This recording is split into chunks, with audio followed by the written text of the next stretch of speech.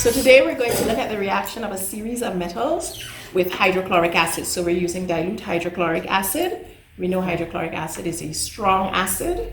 All right, and I'm testing 4 metals today. I'm testing some zinc. I'm testing copper.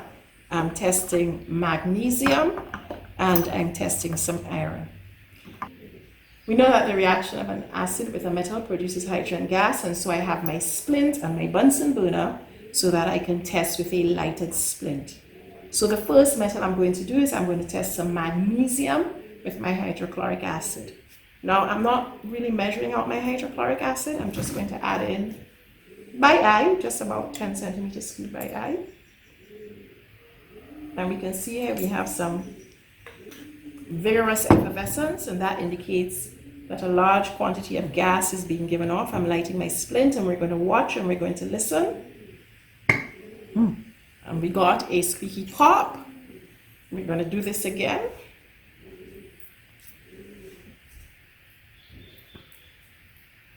And we got a squeaky pop, and my splint was extinguished, indicating to me that the hydrogen gas is being produced.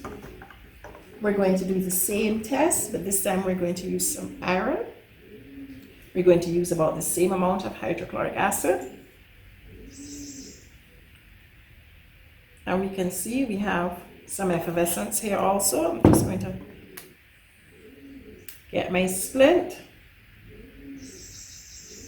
And we're looking and we're listening. And although the splint went out,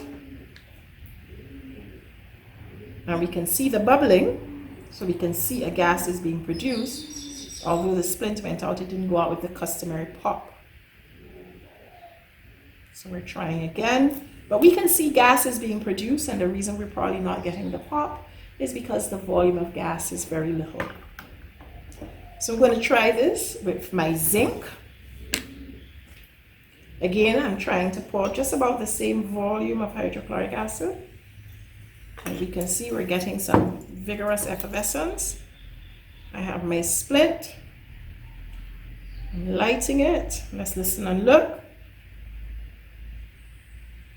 All right, so we got our effervescence, but probably not getting the pop again because, and we'll try again, because not very much hydrogen gas is being produced. We're getting it's a little bit more vigorous than the one with the iron that we had, but probably not enough to produce a large amount of gas. Finally, I'm going to do my copper.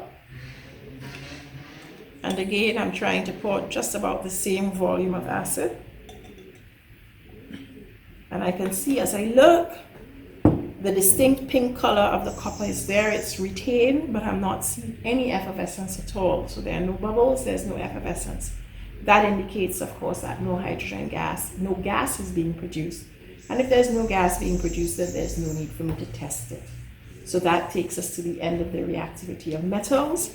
And what we can do when we write up is compare the reactivity of the 4 different metals based on the amount of effervescence we saw and whether or not we got a pop with our lighted splint.